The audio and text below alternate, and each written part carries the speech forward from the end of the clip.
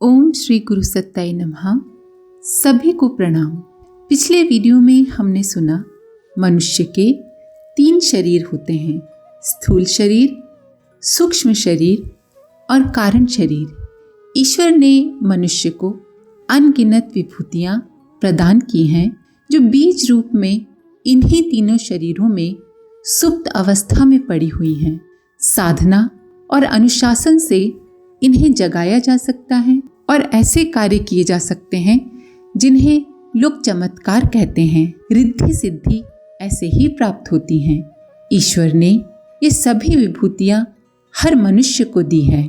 आइए इसी क्रम को आगे बढ़ाते हैं। अन्य प्राणी मनुष्य की तरह अपने जीवन का अपव्यय, दुरुपयोग नहीं करते, इसीलिए स्वस्थ और सुखी जीवन जीते हैं।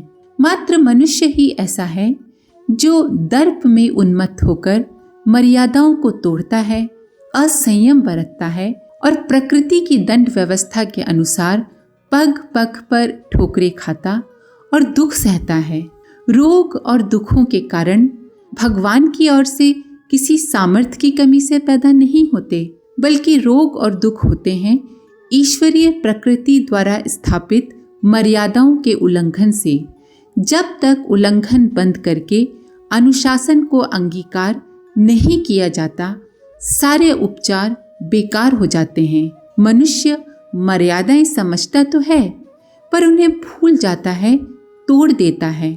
ब्रह्मचारी शाकुंतल गुरु आज्ञा से अनुभव प्राप्त करने के लिए कई वर्षों तक भूमंडल के विभिन्न भागों में भ्रमण करते रहे।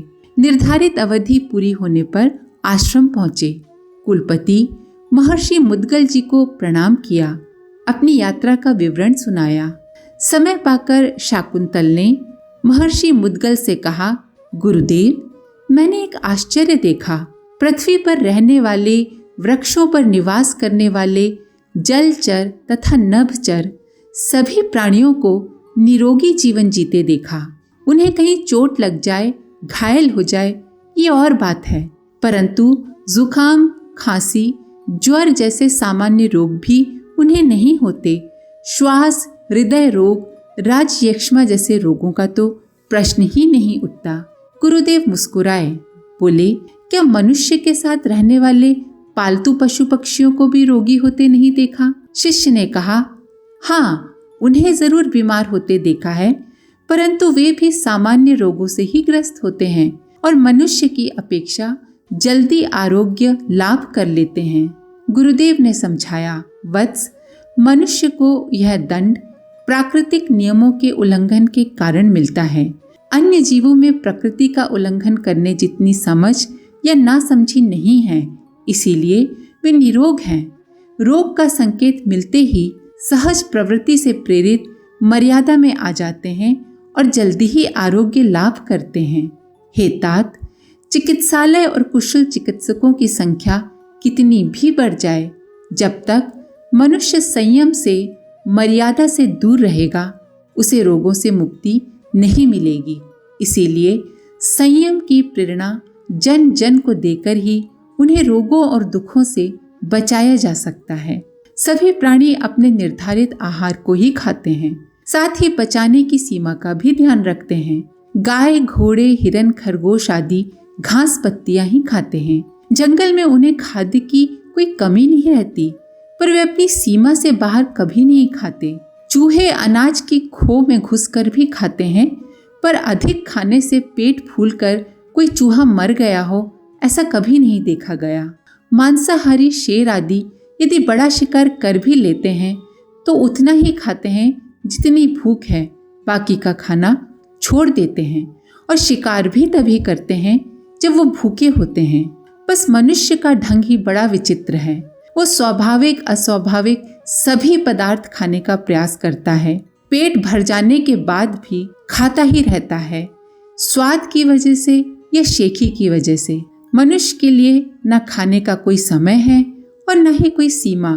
फलस्वरूप मानव ही एकमात्र ऐसा प्राणी है जिसका पेट खराब रहता है और अभक्ष्य खाकर विकार इकट्ठे करता है। इसी प्रकार काम सेवन की भी हर प्राणी की अपनी सीमा है। आयु परिपक्व होने पर तथा ऋतु विशेष आने पर ही वे काम सेवन करते हैं। उन पर कोई सामाजिक बंधन नहीं है, फिर भी वे स्वाभाविक प्राकृतिक सीमा मर्यादा मानते हैं। मनुष्य प्राकृतिक मर्यादाएं भी समझता है और सामाजिक शालीनता की भी उसे शर्म होती है, फिर भी उन्मत्त हो उठता है तथा इन दोनों को भुलाकर अनियमितताएं बरतता है। फलस्वरूप दुर्बलता, रोग, समय से पहले बुढ़ापा तथा बच्चों की संख्या बढ़ाकर दुख पाता है। श्रम एवं विश्राम के क्रम में सभी प्राणी अपनी प्राकृतिक मर्यादा के अनुरूप ही चलते हैं। दिन रात का सोने जागने का उनका क्रम बिगड़ता नहीं। आलस्य में अपने शरीर को जंग लगने देने का मौका कोई जानवर नहीं देता। बस मनुष्य का ही कोई क्रम नहीं है। दिन को रात, रात को दिन के ढंग से इस्तेमाल करता रहता है। मस्ती में रात भर जागता है, आलस्य में दिन दिन भर सोता रहता है। इन्हीं सब के कारण वो कदम कदम पर नुकसान और दुख उठाता है। मर्यादाओं का उल्लंघन, प्रकृति के नियमों की उपेक्षा का परिणाम वो दैनंदिन जीवन में भुगतता है। जड़ों की अपेक्षा पत्तियों को सींचने की विडंबना उसके साथ भी घटती है। उपचार हेतु वो बाह्य जगत में कारण खोजता है। जीवाणु विषाणु को कारण मानते हुए उन्हें मार भगाने का प्रयास करता है। शेर, हाथी, गैंडा, चीता, बैल, भैंसे, गीद, शुतुरमुर्ग, मगर, मत्स्य आदि न जाने ऐसे कितने थलचर, जलचर, नभचर जीव परमात्मा की सृष्टि में पाए जाते हैं, जो मनुष्य से सैकड़ों गुना अधिक शक्ति रखते हैं। मछली जल में जीवन भर तैर सकती है। पक्षी दिन दिन भर आकाश में उड़ते रहते हैं।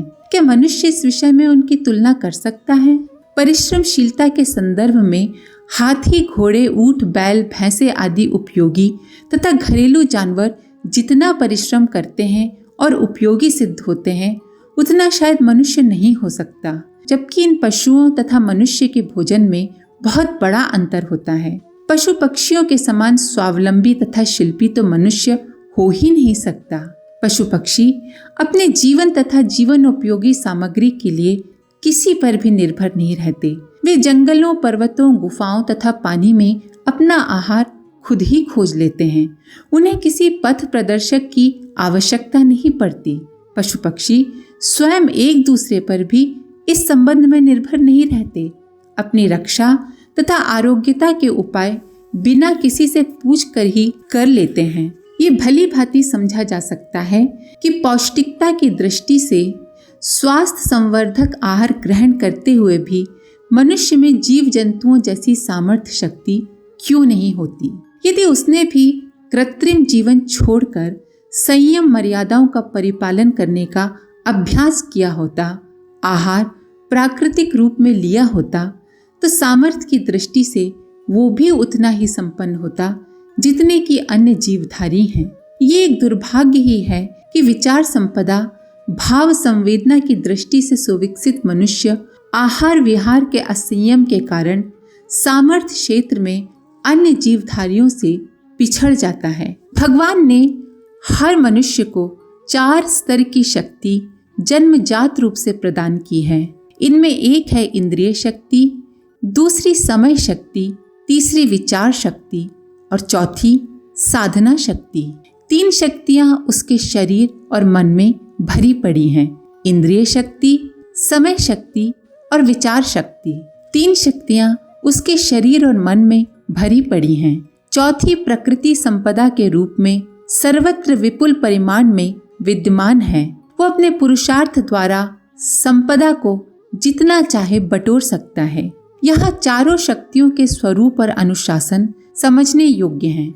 इनमें इंद्रिय शक्ति और विचार शक्ति हर प्राणी के साथ पैदा होती है। मनुष्य को ये अन्यों की अपेक्षा विशेष क्रम में प्राप्त है। संसार की सारी कुशलताएं इंद्रिय शक्ति और विचार शक्ति के प्रयोग से बनी हैं। जैसे मजदूर, पहलवान आदि इंद्रिय शक्ति के बिना काम नहीं कर सकते। विद्वान, वकील, विचारकों में विचार शक्ति प्रधान होती है, परंतु इंद्रिय शक्ति के बिना वे अपने विचार नहीं व्यक्त कर सकते। शिक्षक, विद्वान, वकील, डॉक्टर, इंजीनियर, लेखक अपनी विचार शक्ति को इंद्रिय शक्ति के सहारे प्रकट करते हैं।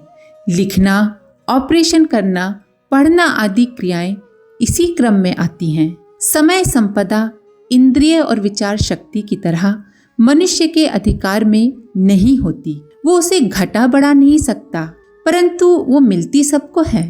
प्रतिदिन 24 घंटे सबको मिलते हैं। जब तक जीवन है तब तक समय भी मिलता है, पर उसका मूल्य मनुष्य अपनी इंद्रिय और विचार शक्ति के संयोग से ही पा सकता है। इस संयोग की कुशलता को पुरुषार्थ कहा जाता है। जो किसी समयावधि में अपनी इंद्रिय और विचार शक्ति का जितना अच्छा उपयोग कर सकता है, वो उतना ही पुरुषार्थी कहा जा सकता है। साधन शक्ति दैवी संपदा है। सारे साधन भगवान ने बना रखे हैं। मनुष्य इनका रूपांतरण भर अपनी इच्छा के अनुसार कर सकता है। यही नहीं, उन्हें कहीं अपनी या किसी दूसरे की अधिकार सीमा में एकत्र भी कर सकता है, परंतु उनको इच्छानुरूप स्वरूप देना या उनको एकत्रित करना बिना पुरुषार्थ के संभव नहीं। पुरुषार्थ के द्वारा संपदा को चाहे जितना बटोरा जा सकता है। संसाधनों की विपुल संपदा प्रकृति के भंडागार में समाई हुई है। अनेक व्यक्ति पराक्रम पुरुषार्थ से इन्हें प्राप्त कर संपन्न होते, स्वयं को पुष्ट बनाते देखे जा सकते हैं। लेकिन प्राकृतिक संपदा के उपयोग की भी अपनी सीमा है। जब यह अनावश्यक दोहन की स्थिति में पहुंच जाता है तो फिर प्रकृति की प्रताड़नाएं भी सहनी पड़ती है। जैसे कि आजकल लोग अनावश्यक रूप से पेड़ काटते ही जा रहे हैं, वातावरण को दूषित करते ही जा रहे हैं। इसी वजह से प्राकृतिक प्रताड़नाएं भी सहनी पड़ रही हैं। यही बात अन्य 3 मानव की सीमा रेखा में आने वाली शक्तियों इंद्रिय संपदा, समय संपदा एवं विचार संपदा पर भी लागू होती है। जब इनका महत्व भूलकर इनका अनावश्यक दुरुपयोग किया जाता है एवं इन्हें व्यर्थ ही अकारण नष्ट किया जाता है तो मनुष्य को तरह तरह के दुख भुगतने पड़ते हैं। जितनी महत्वपूर्ण निधियां ये सभी शक्तियां अपने आप में हैं, उतना ही महत्वपूर्ण उनका सार्थक सदुपयोग एवं सुनियोजन भी है। समय कोरा चैक जैसा है, उस पर श्रम की कलम और विचार की स्याही से मूल्य भरा जाता है। एक जिज्ञासु ने पूछा, सबसे महत्वपूर्ण काम कौन सा है? सबसे महत्वपूर्ण व्यक्ति कौन है और सबसे अच्छा समय कब होता है? ज्ञानी ने समाधान किया, जो काम हाथ में है वही सबसे महत्वपूर्ण है। इसी प्रकार जो व्यक्ति साथ में काम करता है वही सबसे उपयुक्त है और वर्तमान समय ही सबसे उत्तम मुहूर्त है। इसे गंवाओ मत। हरे पत्ते इठला रहे थे कि हमारे ही कारण पेड़ की शोभा और सुंदरता है। छोटी टहनियां बोली, तुम्हारा कहना सही है, पर ये बताओ, हमारा आश्रय तुम्हें न मिले तो हवा में कहाँ लटके रहोगे? अभी झगड़ा चल ही रहा था कि पड़ोस के एक अधेड़ पेड़ को आंधी ने उखाड़ कर फेंक दिया। कुसमुसाते हुए वो बोला, देखा, जड़ें कमजोर हों तो टहनी, पत्ते तथा तने में से किसी का भी अस्तित्व नहीं बचेगा। इसी प्रकार मनुष्य की जड़ें इंद्रिय शक्ति, विचार एवं समय संपदा के रूप में अंतः में विद्यमान हैं। जब तक ये मजबूत हैं, इनको कमजोर बनाने के प्रयास मनुष्य मूर्खतावश न कर रहा हो, तब तक ये सुनिश्चित है कि मानवीय काय वैभव से संपन्न वृक्ष दृढ़ता से खड़ा रहेगा। आंधी तूफानों प्रकृति के व्यतिरेकों से भी तनिक भी विचलित न होगा। पर इस व्यवस्था में व्यतिक्रम होते ही काय सत्ता जीर्ण शीर्ण होने लगती है। हाथ, पैर, नाक, नक्श कितने ही सुंदर क्यों ना हो, वे पत्तियों फूलों के समान हैं, जिनका वैभव अंतः की 3 शक्तियों के रूप में अवस्थित जड़ों पर निर्भर है। आज के लिए इतना ही। अपने विचार कमेंट बॉक्स में जरूर लिखें। आप सभी का धन्यवाद। ओम शांति। हमारे YouTube चैनल को सब्सक्राइब करें और बेल आइकन को दबाकर ऑल पर क्लिक करें ताकि आने वाले सभी वीडियोस की नोटिफिकेशन आपको मिलती रहे।